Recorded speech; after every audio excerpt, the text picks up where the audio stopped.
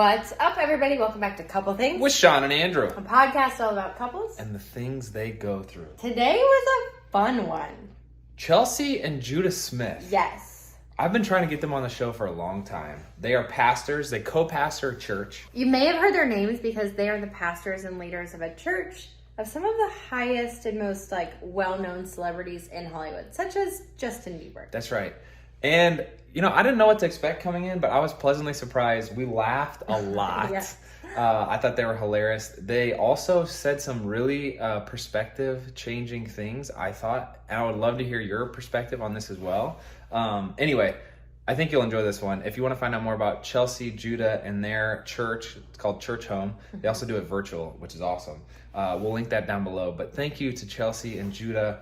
If you have any other suggestions for guests you want us to have on, please let us know. We love doing this.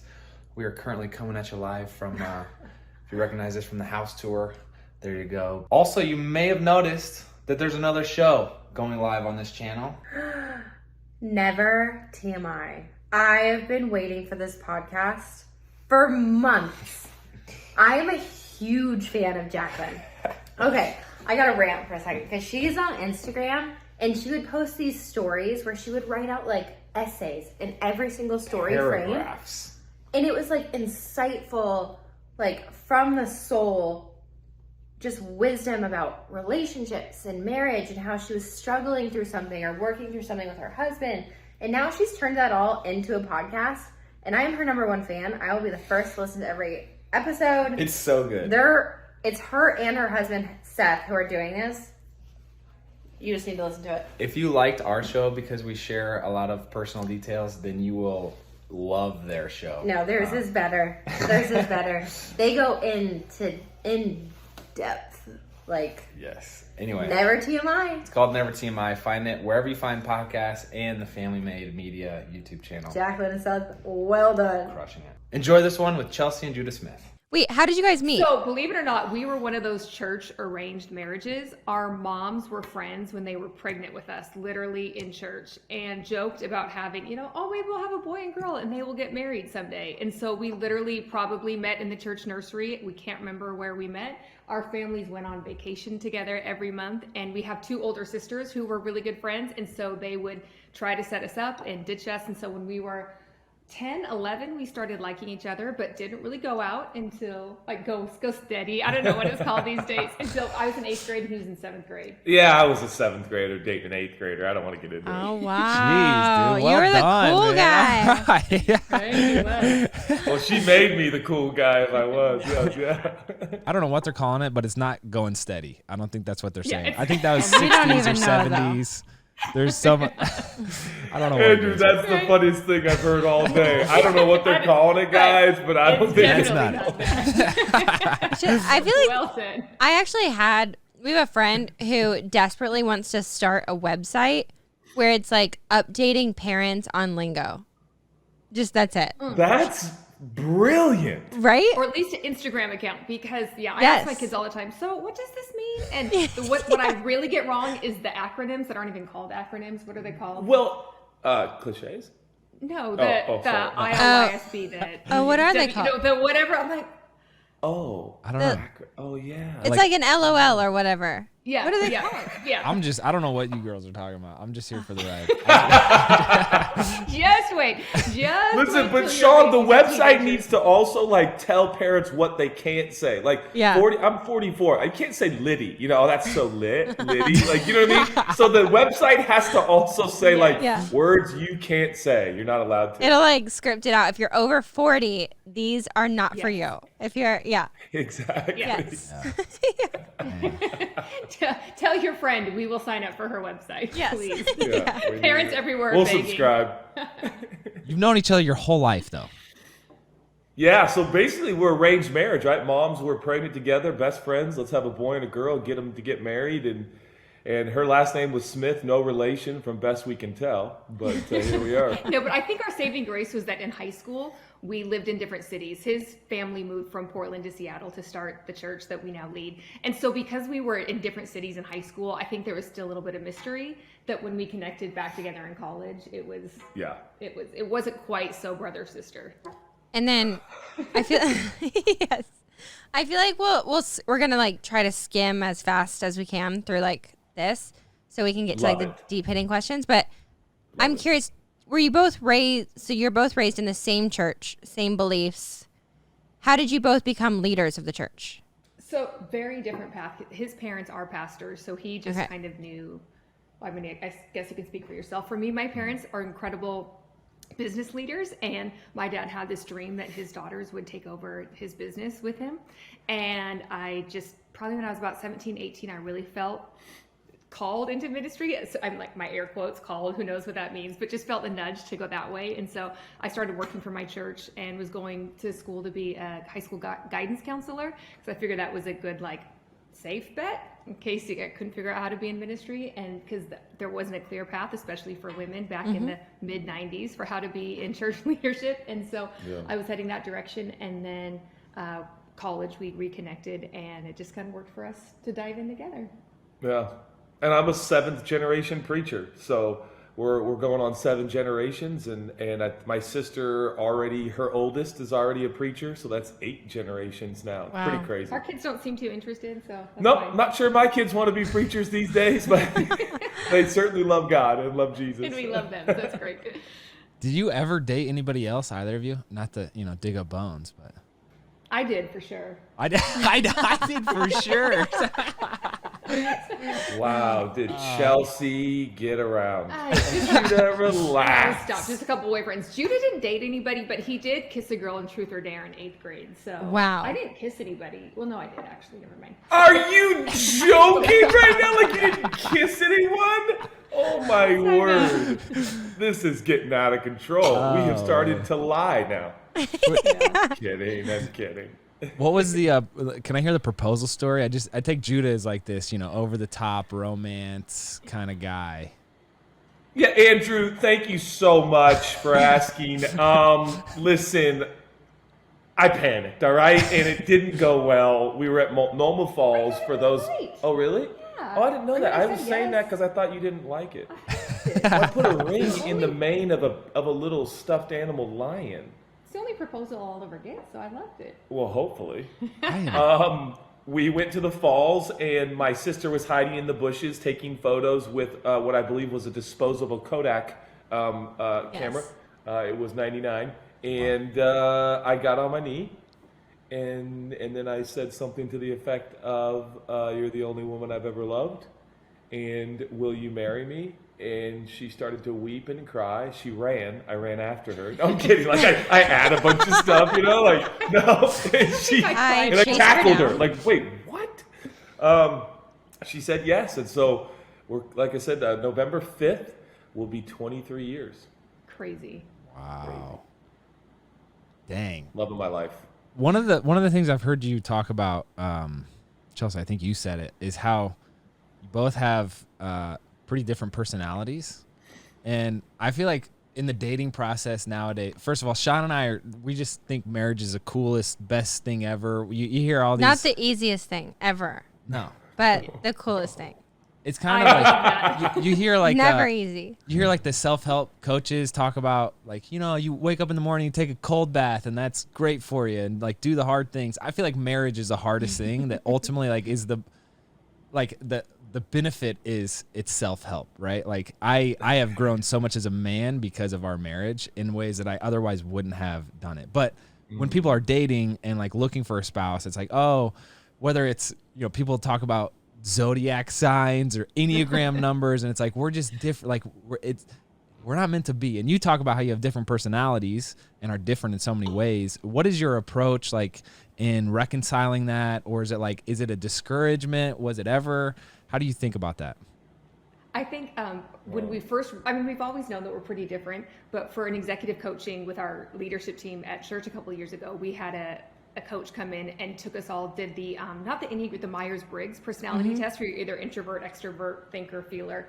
And he went through all of it, got all of our tests, and of course there's a group of us. And he looked at Judah's results and my results, and he looked at us, and he's like, "And you guys are married?" We're like, "Mm-hmm." And he literally looked at us and said, in front of a bunch of people who we're leading church with, he goes, "Happily?"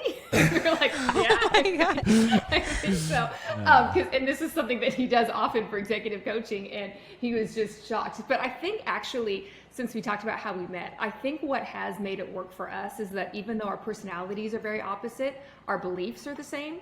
Because we grew up very similarly in the same church with the similar, our parents both parented us very similarly in their parenting styles. And I think that has created enough similarity. Whereas I think the difference in our personalities has made us better, maybe, hopefully. Yeah, I think so. And I don't want to get too granular. Obviously, our incredible listeners know that Chelsea and I pastor a church and stuff, but like the concept of Jesus and the beauty of Jesus is probably, not probably, like it just is.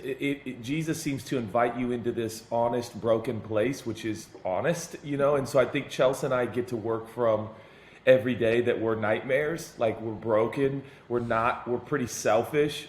This morning, I was in the bath at 8:50 and we were supposed to start this at 9 a.m. and she's like, "Are you actually serious right now, bro? Like it's 8:50 and you're still in the bathtub. Like grow up, right?" And I'm like, "I'll be there on time," so I barely made it. But like this idea of like, I can admit at the beginning of every day, like I'm broken, I'm selfish, I'm self-serving, I need Jesus. And she kind of does the same thing. And it kind of evens the playing field every day. And if I've learned anything about marriage, like it doesn't really matter what marriage was yesterday. It doesn't matter what your marriage is going to be tomorrow. It's like all you have in your marriage, like anything else, is right now and today. And today, humbling yourself, saying, "Hey, I need you. I love you. I'm not mad at you. Will you forgive me? I'm an idiot."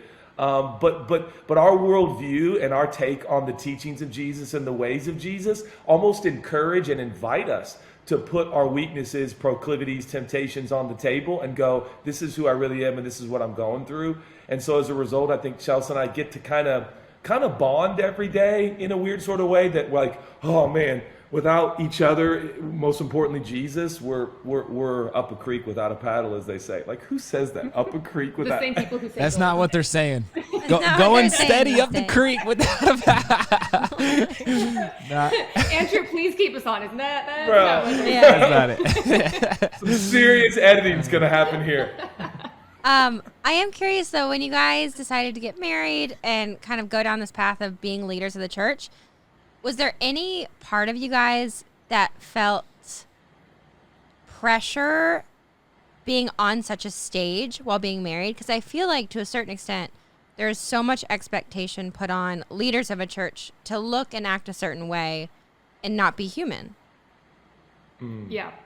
Oh, that's such a good question. I wrestled so much because I'm such an introvert, because I'm quiet. I'm really happy. I'd be very happy behind the scenes.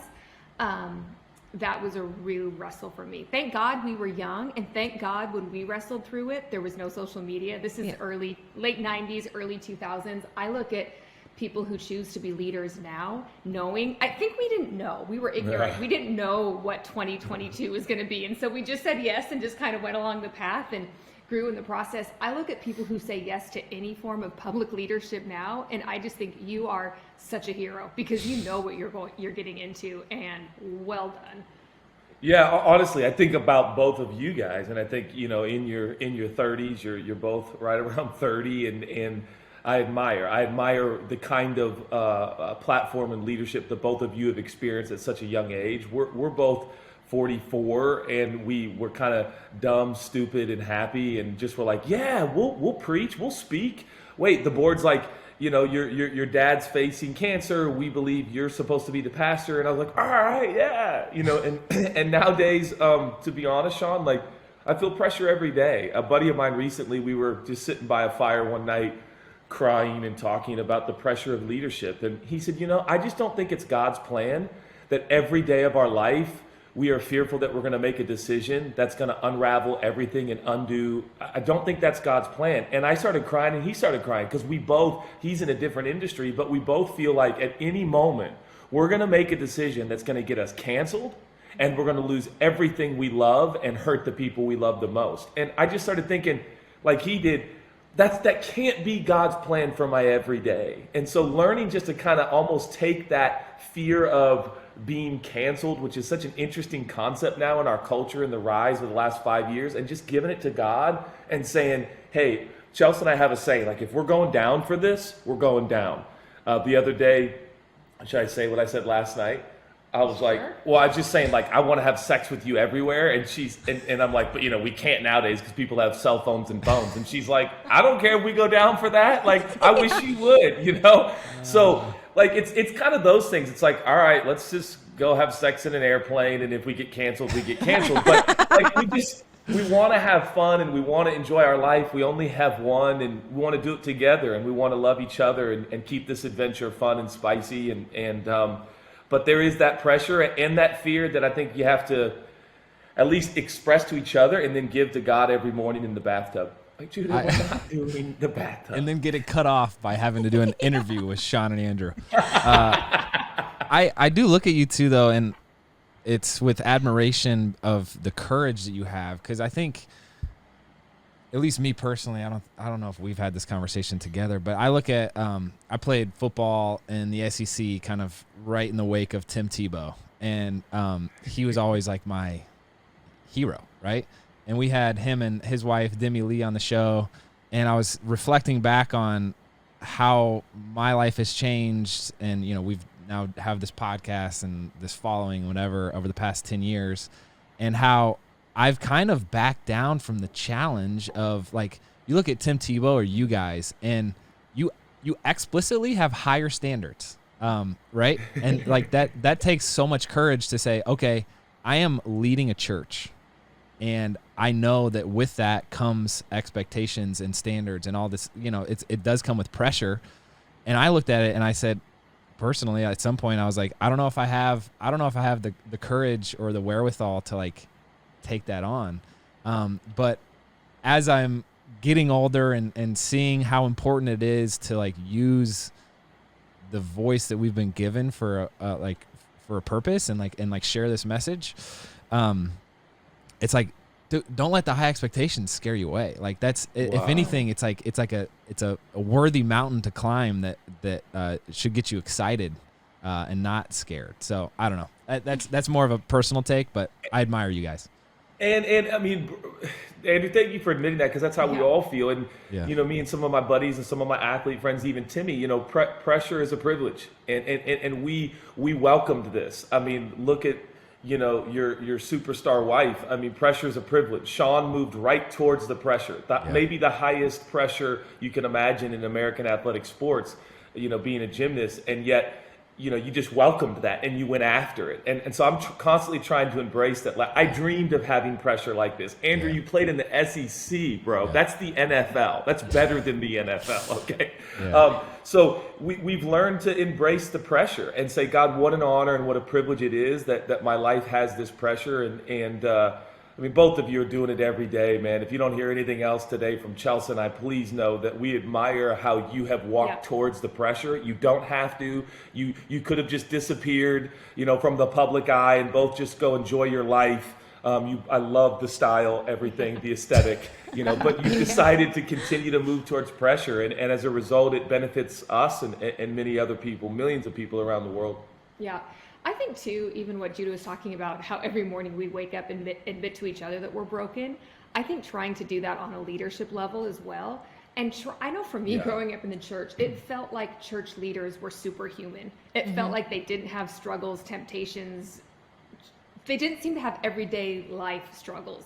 And I think we're trying to be a little bit more honest about that as leaders. And like, nah, we got the same everyday life struggles anybody else has, and maybe here's how we're fighting them and hopefully overcoming them. But trying to be a bit more personal and human in leadership. Absolutely. And I think we're doing that to relieve the pressure. I don't think we're doing it to try to help. I mean, hopefully we're helping people, but just to relieve pressure on ourselves.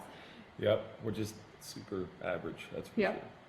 I guess that kind of touches on, again, one of the things I've heard you say, where it's, people won't fault you for owning your mistake. They'll only fault you if you make a mistake and don't accept or publicly state it. And I think that's what you guys do so well, is you're not perfect and you kind of joke about it, but it makes you that much more relatable, and I think that much of a better servant leader. But another thing you guys do that Shawn and I don't really touch on is relevant hot topic issues. I know you've spoken about, I think you did an interview about the Roe v. Wade.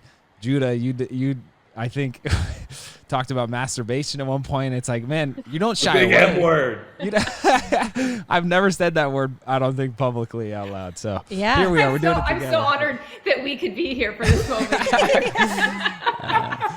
So great. Yeah. But it's amazing. Like you don't shy away. And I don't know how do you not shy away when it's such a hot topic? Yeah, I mean, man, I think I can honestly say, like in both of those instances, amongst others, is I kind of came by it honestly, and I think both Chelsea and I are at a place. You know, we're definitely at halftime. In fact, the third quarter might have already started in our life, and Crazy thought. like, you know, I love the sports metaphors. Listen, they are just beginning. Okay, I love sports metaphors, but we're in the third quarter. With the, you know, and I don't know if we get the kickoff at the third quarter, but the point is, like, I think there is a point in your life where you're like, man, I just got to tell people this is who I am, and this is what's going on, and this is what we're facing, and you know, you guys know this. People are going to talk good, bad, ugly, indifferent. The point is, people are going to talk regardless, and we just wanted to be candid and honest. And I think both Chelsea and I are passionate about really building bridges and not walls with people all over the world, particularly people who are scared by organized religion, scared by faith, scared by Christianity, scared by the church. We wanted to be like that couple that maybe lessens the barrier a little bit, that instead of like a wall going up, they can kind of see maybe a footpath that's being built. That's like, well, bro, if those guys actually are Jesus people, anybody could be Jesus people. Like anybody can know Jesus. And in a way, that's kind of how we started to move. And I'm not saying it's not messy and sometimes painful, but man, it feels like such a privilege, and it's also sustainable. I think Chelsea and I are super passionate about whatever is sustainable. Oftentimes is a sign of like, this must be God's plan, because we can do this every day, as opposed to, you know, I did that one day, but I could never do, you know, sustain that for the rest of my Yeah, life. I think sustainable, but also honest. Obviously, honesty with discretion. We have our own life that is our private life that we want to keep private. But even the masturbation thing. Also, I don't think I've said it very often, that word publicly. But it honestly came up in a conversation that Jude and I were having, and I didn't know if he was going to go there, but I was grateful that he was honest about it. And I do think there is something about honesty that can take the pressure off. If we are pretending to be people that we aren't in leadership, that's a lot of pressure. That's a lot to live up to in and of ourselves. But I feel like if we're honest about stuff, even if it is controversial, you know, at least it's us being honest and true to ourselves, but with discretion. Totally. Let's take a minute to thank our sponsor for today's podcast, BetterHelp. BetterHelp has been so helpful to us in the season of life. There are a lot of stressors lately, it feels like. What do you think? I think so too. The holidays coming up, I can always expect there to be some added stress, especially as a parent. Especially as a parent to toddlers. I have been finding myself chatting with my therapist online more than usual. That's definitely for sure. Really? Yes. You good? You? I'm good. It really is great that BetterHelp gives you all these different ways to chat with your online therapist. You could do it online via video chat. You can do it on the phone. You could do it just via text chat. It's awesome. And for those of you who don't know, BetterHelp is customized online therapy that offers video, phone, even live chat sessions with your therapist. So you don't have to see anyone on camera if you don't want to. It's much more affordable than in-person therapy. Give it a try and see if online therapy can help lower your stress. Couple Things is sponsored by BetterHelp, and our listeners get 10% off their first month at betterhelp.com/EastFam. That's BetterHelp.com/EastFam. All right, so we had Stephen Curtis Chapman and his wife on. Oh, I know, legends. I love that guy. Legends, dude. Oh man, saddle up your horses. We got a trail to blaze. Whoa! Like, Listen, well, we're guys, not we could do doing karaoke after the interview. Okay. That was so good. But one of the he just came out with a new album, and one of the things we had discussed was this guy's had 49 number ones, right? Like, I know it's insane. He cranks out jams, but we were speaking about Andrew. I don't know if people are saying jams. Oh, crank. I don't think anyone says cranks out jams, bro. I don't think anyone says cranks out jams. I just don't think that's it. That's like what my grandma would say. He cranks out jams. I'll use that for the rest of my life. Thank you for that. Oh my gosh. All right, we'll work on that. But no, I appreciate that. But we were speaking about ambition from the Christian perspective, because what an interesting line. You guys have been such innovators and, I don't know, entrepreneurs, for lack of a better term, with like the Churchome app and really doing cutting edge things with the church. But how do you balance, like, and even writing books, how do you balance that ambition with not seeking manly praise as much as just trying to spread the kingdom, if that makes sense? Oh, I love that question. That's Man, such I a do great. too. I think, yeah, I love I love how Paul writes in the New Testament in a number of ways. Obviously, he's inspired by the Holy Spirit and the canon and all that. But I love when he starts talking about like his plans, and he says, if the Lord wills. So he'll be like, hey, I'm going to come see you this summer. I'm going to get a ship and we're going to sail over to you if the Lord wills. I'd love to see you this season if the Lord wills. Please come visit me, and bring so-and-so with you, if the Lord wills. And there's this open-handed posture that Paul, I think, seems to promote, which is like, hey, every day is like man plans his way, but the Lord directs his steps. And I think God thinks our plans are adorable. A lot like when our 2-year-old, colors something in church and brings it to us after church. And we're like, oh, buddy, what is it? And he's like, it's a dinosaur, Daddy. And you're like, oh, buddy, it looks like a fire truck, and you just think it's adorable. I think that's our plans with God. I think God's like, God, I want to be a preacher someday. And he's like, oh, what is it? A dinosaur or a fire truck? You're adorable. Meaning, I think God wants just to connect. I think he wants to partner. He wants relationship. He wants intimacy. And I think what we do for him is cute. I don't think he needs us to do it for him, but I think he thinks it's cute.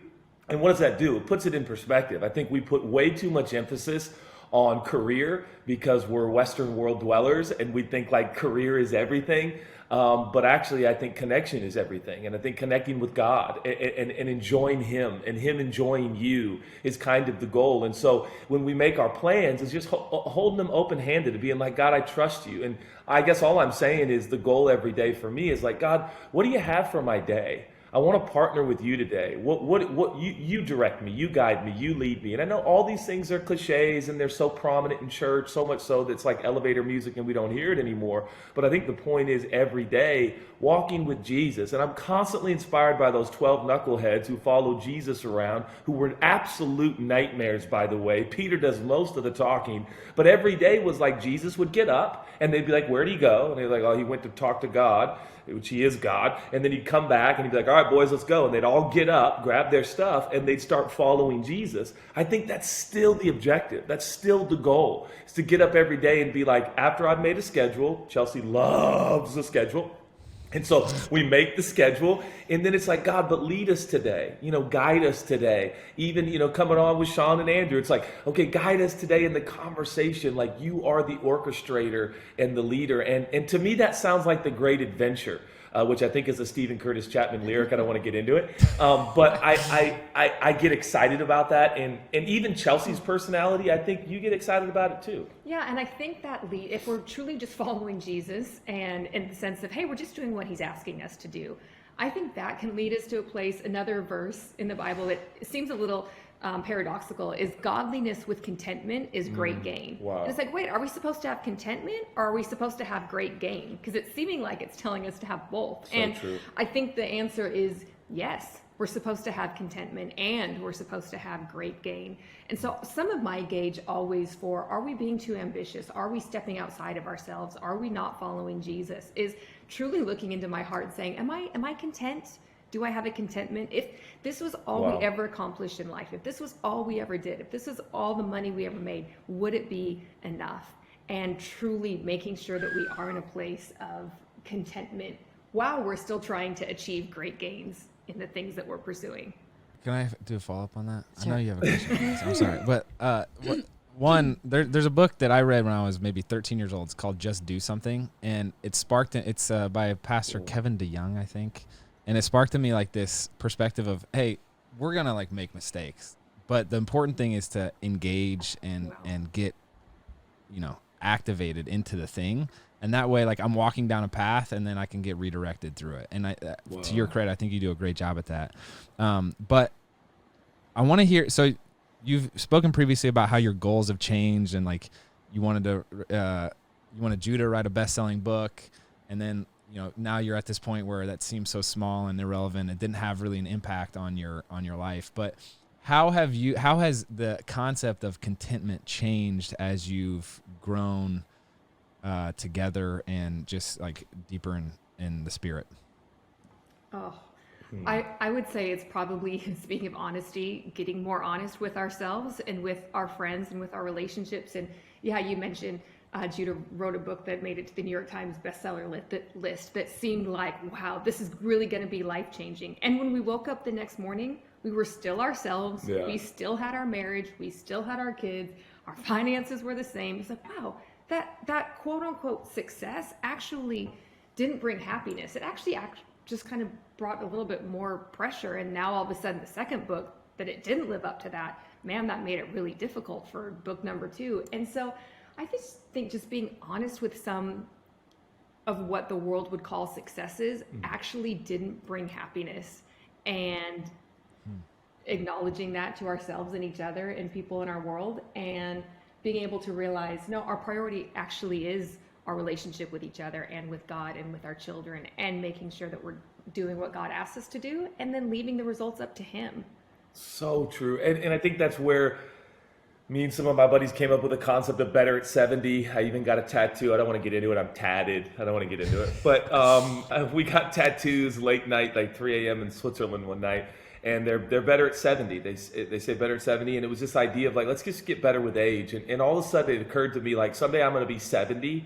And I'm not going to be in the mix. I'm not going to be like in the culture. I'm not going to be like, we're going to be 70. And frankly, people will be like, who's that guy? Or even some of my friends, they're going to forget about the great accomplishments and the big hits in music and the big hits on the screen. And we're going to be 70. And will we be happy? And will we be content? And so there's this idea we've all got that on our 70th birthday, we're going to throw the biggest party we've ever had in our whole life. And we're just going to celebrate the fact that it's 70 years old. We're out of the mix. I won't live in Los Angeles when I'm 70. I can promise you that. Or Seattle. I'll live somewhere, like, I don't know, Como, Italy. And we'll just be hanging and drinking some really nice wine and laughing and loving Jesus. And I'm going to love the same woman. And I hope that she's 70 years old in a freaking bikini. And we're just doing it at Lake Como. So that's kind of, I just want to get better with age, and I want to get more adventurous and more fun and just fall more in love with Jesus and love my grandkids when they start coming. And man, we want grandkids. So that's where we're at. A couple things is sponsored by Levels Health. Levels is a game changer. Speaking of, yours keeps going off. That's right. My glucose is high right now. Yes. It's a little nerve-wracking. I mean, you did drink a Gatorade and had like a cinnamon sugar large pretzel. But anyways, we've been working with them for about a year now, and it's made such an impact on how we track our glucose. For those of you that don't know, Levels helps you see how food affects your health by giving you real-time feedback on your diet using a continuous glucose monitor. I have one on right there. Jet likes to grab it and sometimes rip it off. But I've been wearing mine every day since I've gotten it, and it's been months now. I think maybe even come up on a year. I get a lot of questions about it, but I can't recommend it enough because it's really changed my diet and my routines. Yeah, it has really made a significant difference in the way we track glucose data, especially as it relates to our diet and fitness. I've also been working on cutting certain things out of my diet because being able to see how it affects my glucose has really helped with that entire process. And in the long run, it's helped how I felt on a day-to-day basis. It's amazing. I have more energy because of the changes I've made from my Levels data. So, I've actually, to give an example, I've learned firsthand that grapes do not respond well to my body, but like pizza is great. And also the timing of when. So if I eat pizza after a workout, it goes way better than if I eat like pizza for lunch. Then I have a crash. Anyway, if you want to better understand how food affects your health and try a continuous glucose monitor yourself, go to levels.link/EastFam to learn more. They also have a really well-researched, in-depth blog that we recommend checking out if you're just looking to learn more about topics like metabolic health, longevity, and nutrition. We'll also link it down below, and let's get back to it. The dynamic between you two. You parent together, married together, lead together, work together. How does that work? How does that bleed over? How do you separate business life from home life and navigate Wow. that? That is such a good question, and I wish I wish I had a beautiful, formulaic, easy answer to that question. Formulaic, is that a word? Formulaic, yeah. Whoa, Yeah. I never heard that one. I like I that. never I've heard that never- word. Yeah. Oh, maybe it's not a word. I could have just made it up. I would Andrew and look it Chelsea are up. like, yeah, that's a word. We know that. Yeah. I'm like, I've never heard it. It's beautiful. I wish I could give you a formula. Is that better? Yeah. This is exactly how we've done it and made it work. And it has not been easy. It has been trial and error, fights and resolutions, and seasons of ministry changing, kids changing. And it's honestly felt like every time we felt like we've had it figured out, a season changed, a job changed, a kid grew up and entered into a new season. So I think it is, if I could give one answer, it would be being soft and being moldable and being pliable and being willing to change and adjust and listen and learn and be adaptable and just being able to go through it. But also needing to know the lesson I did not learn early enough in our marriage was what I needed. And I would just fit to his schedule, his routine, what he needed, which is no schedule, no routine. And I was feeling like I didn't accomplish anything and totally losing, not having great sleep or great energy on my part. And so needing to know, hey, this is what I need as an individual to bring my best to the table, and honoring that that's how God made me, and to do what God asked us to do, it's going to be through how God made me to be. And so making sure to honor that in myself as an individual as we're together as a couple so much. Yeah. I mean, Chelsea said it perfectly. I would summarize it to say you can make a decision in your life. You can be a talker, teacher, or you can be a listener, learner. And the difference is so stark as you get older. It gets worse as you get older. In our experience, you get a little bit of experience in a particular category or subculture like church, and you become the talker teacher. And all of a sudden, you're 44 in a room of 25-year-olds. You're the talker teacher. Wait a minute. Says who? What if you were the listener learner?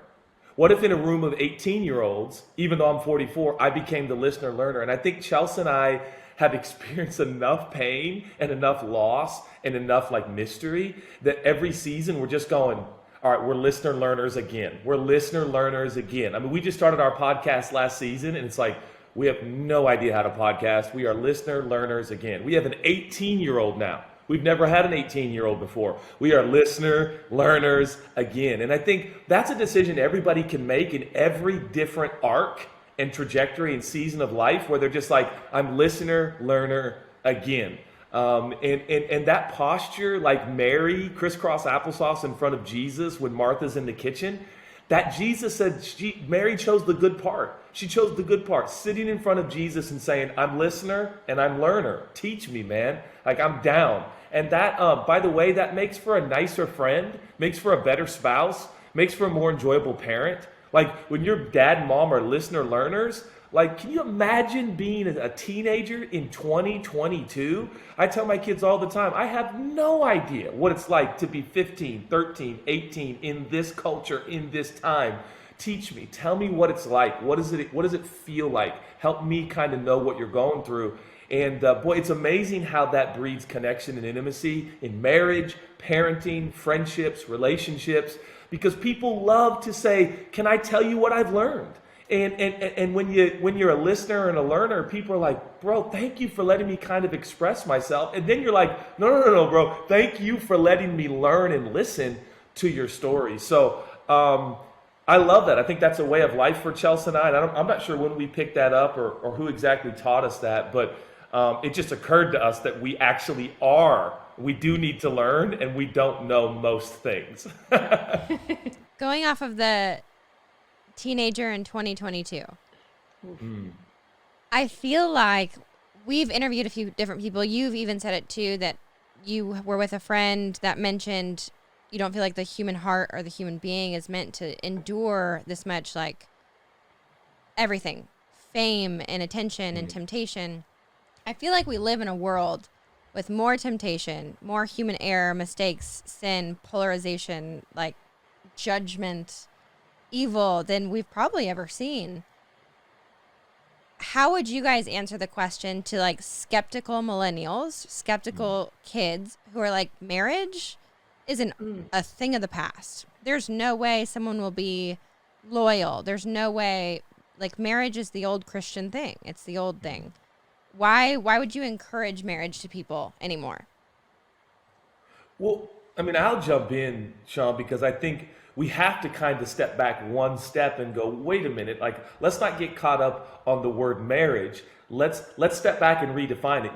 You mean to tell me that a committed connection and relationship, human to human, is antiquated or going out of style? That's outrageous, right? That's not even good logic. We know moving forward, as human beings still exist, this idea of like, you're my person, and I'm going to commit to you, and I'm going to give you my eyes, my heart, my body. Like, when that goes out of style, we got a much bigger problem on our hands than you know, I don't know, hydrogenated oils and red 40, right? I mean, we got, this is huge. Like, if we lose sight of the imperativeness of human beings saying, I'm going to commit to one human being that I see, and I'm going to give you my everything, then I think we're missing a lot of the purpose of life and why we all exist in the first place. So this unraveling of these committed, exclusive relationships, I think actually starts to erode at some of the essential foundational elements of culture and our constructs. And so, and I'm not trying to be exaggerative. I'm not trying to be like,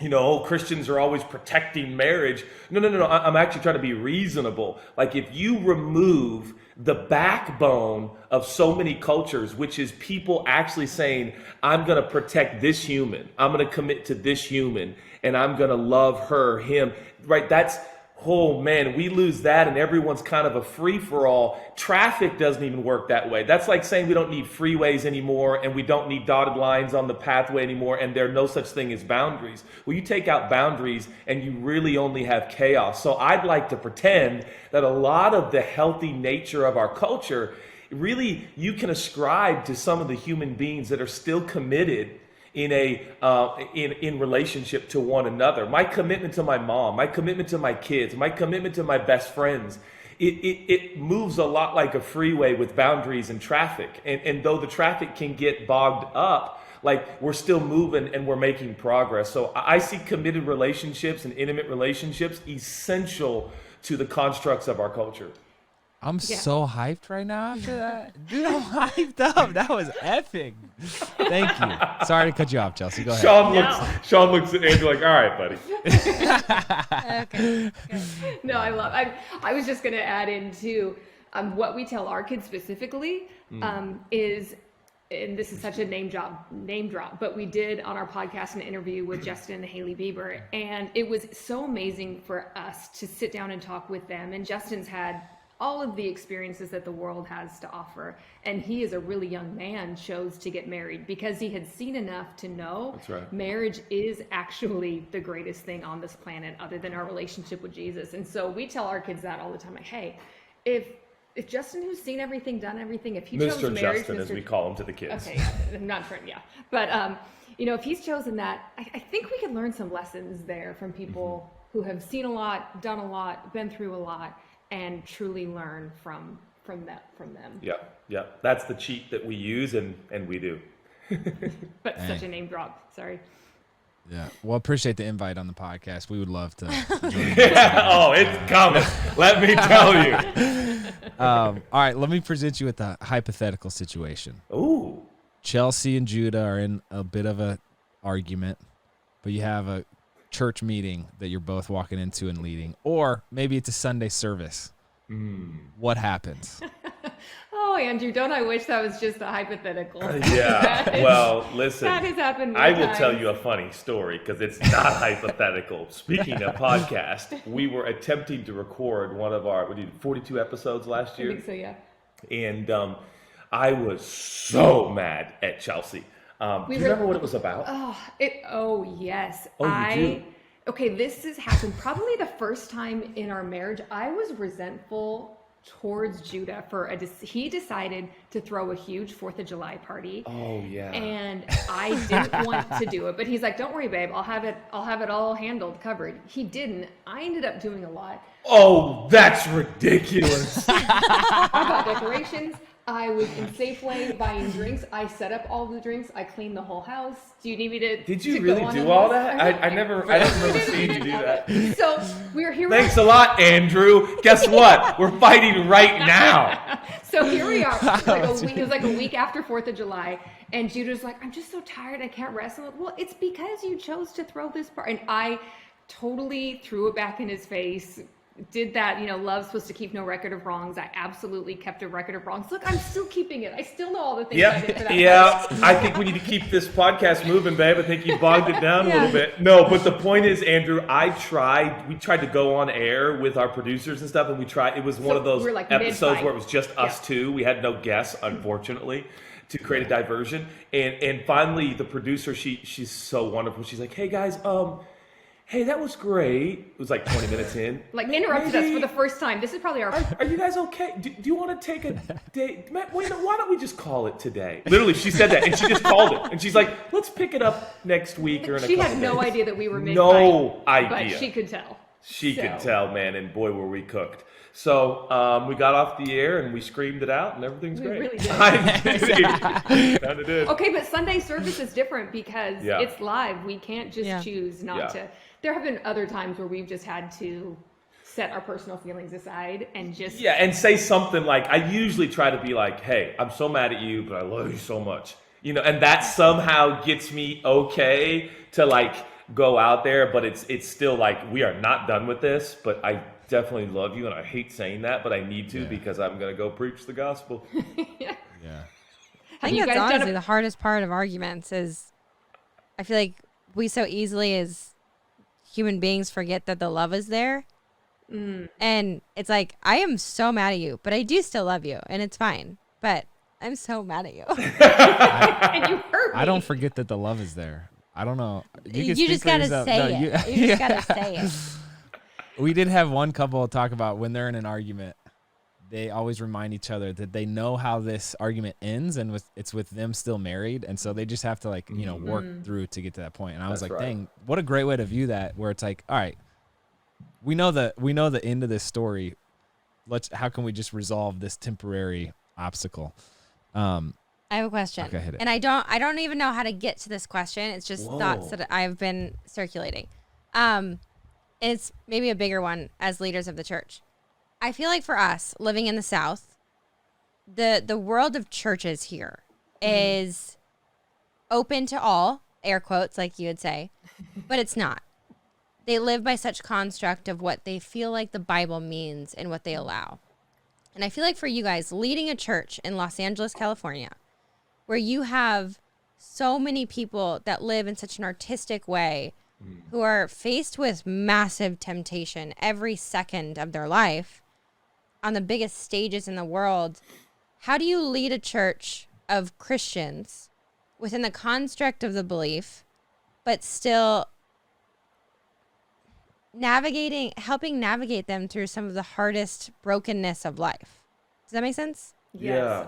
Yeah. And Can I jump in? Please. Only because I'd love to answer this in hopes that some of my brothers and sisters in the South are listening, which I know they are, because I think we're West Coast kids. Like, people need to know that we live in the wild, wild West, and context is important. You know what I mean? Like, if we move to India, you better immerse yourself in the culture and the context. And so you're really right, Shawn. Like, a lot of our even bringing up the topic of masturbation, people are like, that's crazy. And you're like, well, when you live in LA and Seattle, it's not that crazy, but super sorry in Alabama. You know what I mean? So there is a little bit of that that we kind of face. Tim Tebow thinks I'm a psycho, because he grew up in Florida. So you guys have a great relationship. Yeah, no, I love Timmy. You just mentioned it. He always thinks I'm like, what are you talking about? And I'm like, I don't know. I grew up in Portland, Seattle, and LA.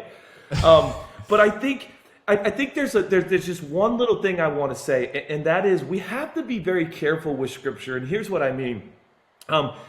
For instance, when you look at the ways of Jesus, the teachings of Jesus, and kind of the the footsteps of Jesus through the towns and villages that he traveled, which he didn't travel that much, right? It's like not even 100 square miles. It's less than that, right? And if you watch him lead his life and then lead the 12, there's a lot to be said there about how we are to relate to the culture and the world that we find ourselves in.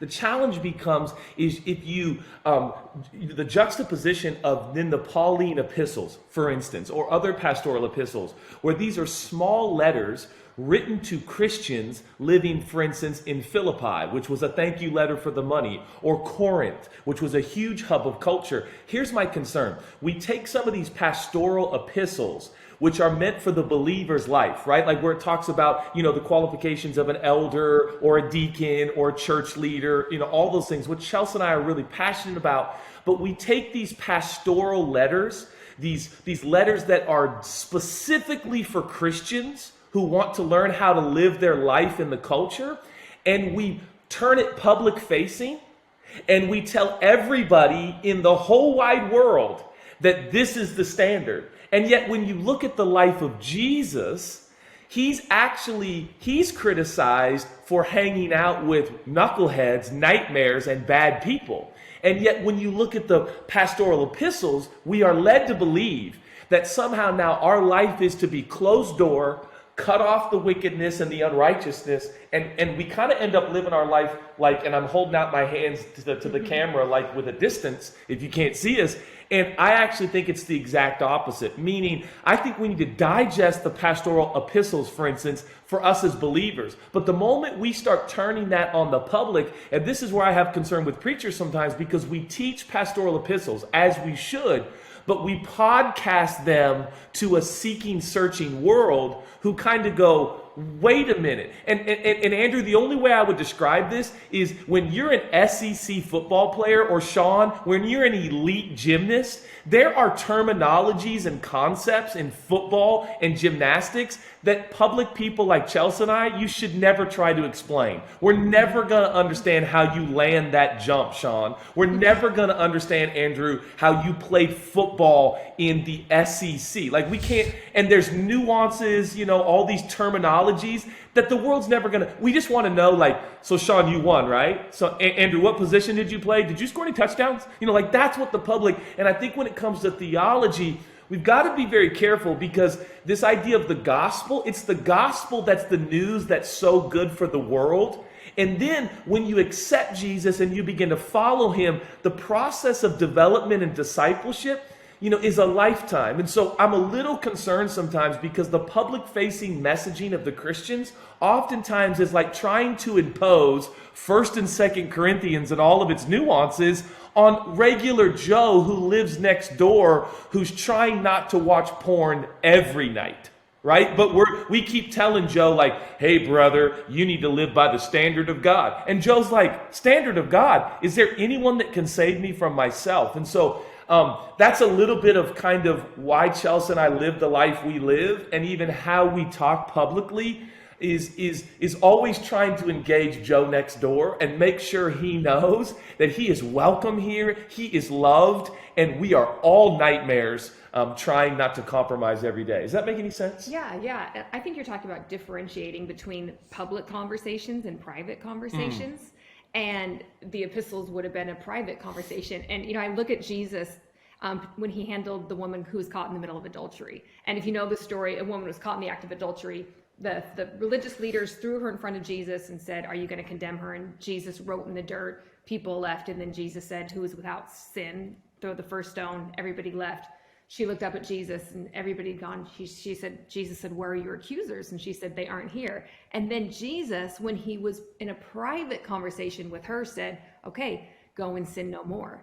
And that was a private moment. Oh, her ear pod.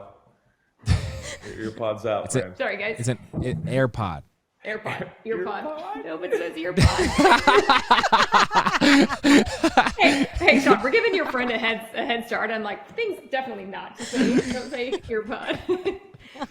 I tell you what. That was a private conversation that Yeah. Jesus had with that woman. But I find it so fascinating that Christians want us to have those conversations with people publicly when that was a private conversation that Jesus had. And I think as church leaders, we need to look at the text with awe and an austerity and realize we need to take it for what it is and differentiate between public and private conversations. And we don't have to have every conversation publicly. We don't have to say everything we believe from the pulpit. We don't have to say everything on the podcast. But in private conversations and private moments with people, man, we can say a whole lot. Yeah. You could tell this is a passion of ours, so we will We'll jump in and dive. we'll be here for 3 more hours because the nuances of this mean everything to us, because I think we have assumed that every ounce of scripture is for everybody at all times, and it's just not. And I'm not saying that all scripture isn't God-breathed and totally God-given, but we're taking stuff out of context and we're serving it up to people it's not even for yet. Does that make sense? Well, and if you don't mind, I asked that question because we feel the same way. I was raised with my parents, and my mom was actually terrified to go to church because as a kid, Wow. the church ran her family out of the church because they didn't follow the construct. And Whoa. my mom, being raised by them and watching this, they had this belief that Christianity and God is for everyone, but churches don't believe that. And she had a really unhealthy relationship with churches for a very long time because of this concept of our doors are closed unless you follow, X, Y, and Z rule, which I feel like is backwards for the belief. Truly. Yep. Do you guys have 5 extra minutes? We do. Yeah. Yeah, Okay. absolutely. Are you kidding me? Well, because I'm curious. I have 2 more questions. Okay. One is, you guys create so much content. You have the church services people can find online. You have the app. You have the podcast. Yep. And we'll link all that down below. And you are creating these inputs for other people to like consume. I'm curious, on a personal level, who do you guys consider your inputs in your life that help like shape your beliefs and how you approach life? I'll give you a genuine answer. It's been an interesting journey lately.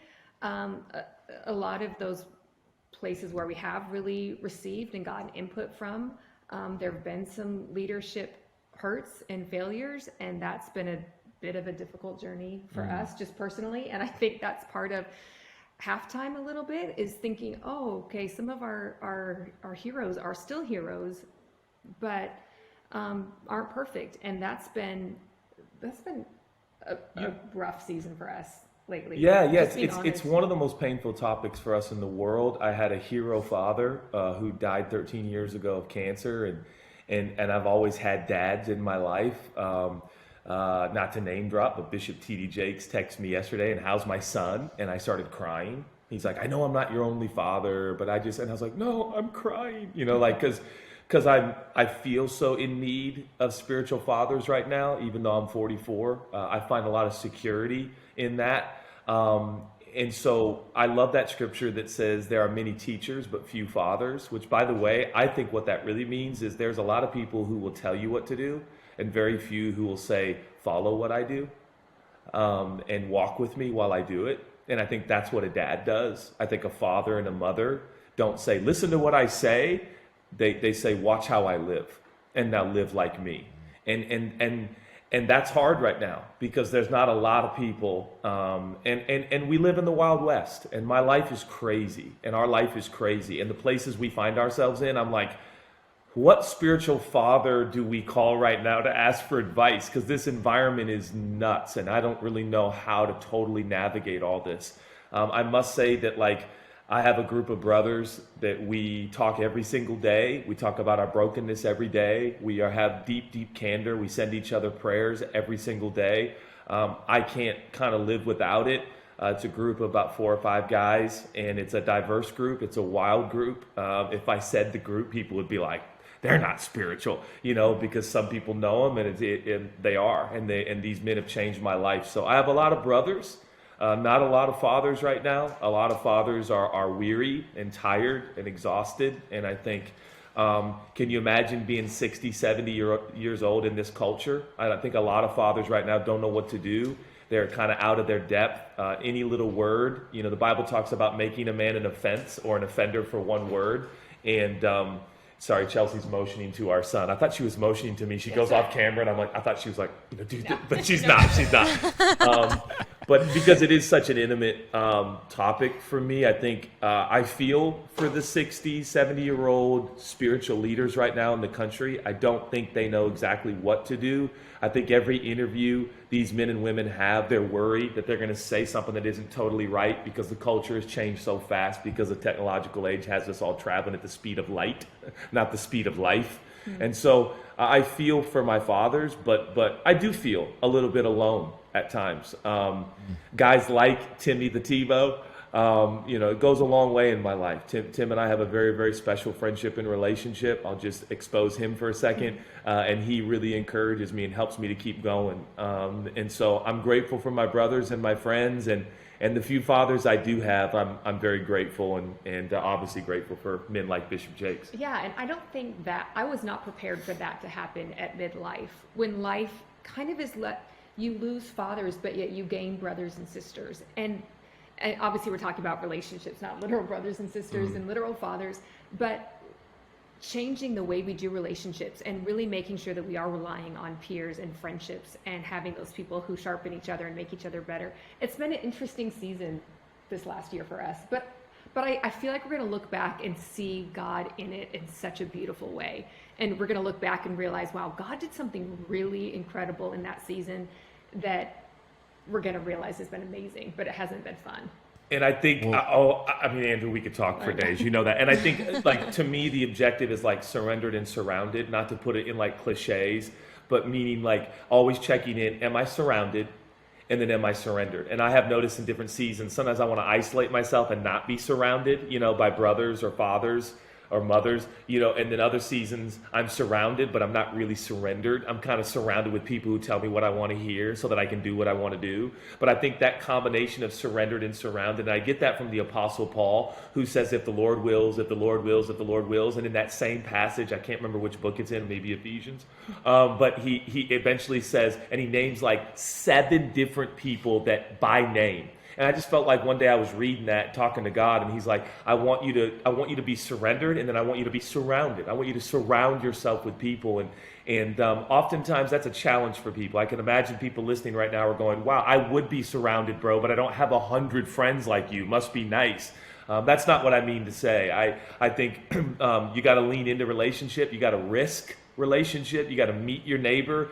I've become great friends with our neighbors here, and his name's Brian, and I just love Brian. And you got to put yourself out there, and you got to invite your neighbor over, and you got to say, hey, I'd love to hang out. You know, like it's funny as you get older, we kind of lose like the lunchroom dynamic of middle school where you had to be like, hey, are you new here? Do you want to be friends? Do you want to eat lunch together? You know, like we miss that. But as you get 44 and you're not 13 anymore, you still got to ask people, can we do lunch together?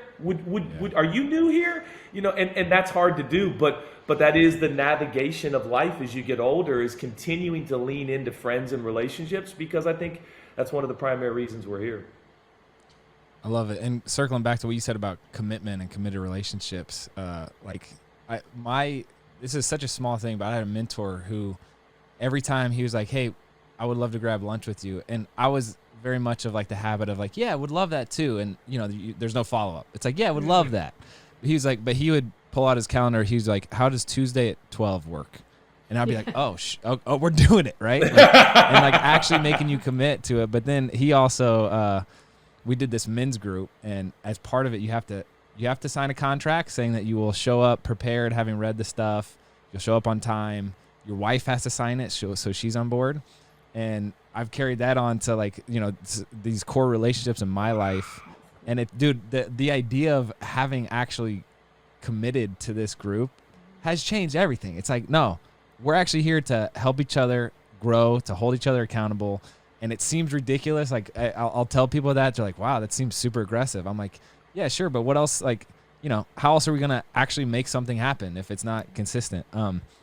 Anyway, I would love if you could, we just recently went to this YouTube creator summit, and it's like 100 of the top YouTubers were invited out there with all like these executives of YouTube. And they're talking about how, these creators are really kind of setting culture and like steering culture to a large degree. It's like that's how kind of things have splintered off, where it's people have 20 million followers and it's kind of like a tiny little culture in and of itself. But some of them were sharing their experience of having been like really involved in Young Life and Campus Crusades, and then they walked away from the faith pretty publicly. And it really got me fired up to like, I would love for you to share, why is faith important? What are the fruits of faith? Why believe? Yeah. I mean, I think first of all, I would say to those individuals that you're talking about, people who walked away from faith, they're not the first, they're not the only. And I would just say, I love that we put the emphasis on letting God show up and reveal himself to you. And if you're listening right now, and if you're in a place where you feel like your faith isn't serving you, or you don't understand it, or you don't know where it is, praying an honest prayer and saying, hey, God, if you're real, show up to me. Because that is faith. Faith is, if God is who he says he is, he will show up. If we put the onus on him, if we say, God, I need you to show yourself to me, he will show himself to us. And I've seen it in my life and in countless of people's lives. And it doesn't always look like the way we thought it was going to look, but God is God, and God is big, and he's beautiful, and he's wonderful, and he will make himself real to all of us. And so before we even say, why is faith important? I just want to say, I have faith in faith, that I have faith in God showing up if we put him to the test. And God says that several times in scripture. And I think we're living in a world where right now, where we need to put God to the test. We need to say, hey, God, I need you to show up, and actually expect that he will or he won't. And I think that's a really beautiful prayer to pray for people who are finding themselves teetering and wondering about faith. It's just being so bold, and pray that prayer. Say, hey, God, if you're real, show up. And I love that. And I will only add to that, my favorite definition of the word faith in Scripture, particularly the New Testament, is divine persuasion. It's divine persuasion, meaning the faith you have is because you have been divinely persuaded by God. And well, that changes everything. If faith is not something that you concoct or muster up in your own brain, body, and soul, well, then it just doubles down on what Chelsea just said. It's like, well, then persuade me. And I know this sounds strange, Andrew, but literally, me and my buddies, like I'll try to use yesterday. Yesterday, one of my buddies called and said, I'm feeling tempted right now. Give me something. Help me. He's an athlete, and he's single still, and the ladies love him, right? So he's like, bro, I'm feeling super tempted. Tell me something. And one of my favorite prayers to give some of my buddies is like, ask God to persuade you right now. God, persuade me not to ask a woman to come to my hotel room. Persuade me that you are better, that this way is better, that your plan is better, that you yourself are better. I don't need this. Persuade me again. Remind me. The Bible talks about the Holy Spirit, the Spirit of God, convicting you of your position, your righteousness. You are the righteousness of God in Christ Jesus. So persuade me again. Remind me of my position again. Remind me who I am again. And I would say to people, I have friends all the time like, bro, hey, man, I'm not a believer, okay, man. That is not for me. And I'm like, cool. And then they're like, oh, well, you're not trying to convince me. And I'm like, no, I don't convince anyone. That's not how this works. Because if there is a God, he's God enough to reveal himself and persuade. Now, can he use podcasts like this? Can he use other human beings and their story to prompt? Yes, but ultimately, he is the divine persuader. And I think when it comes to faith, the essential nature of faith is seen all around us in culture. To your question, Andrew, I think we're all using enormous amounts of faith. Faith to get in a car, faith to get in an airplane, faith to sit in this chair, faith to turn on technology.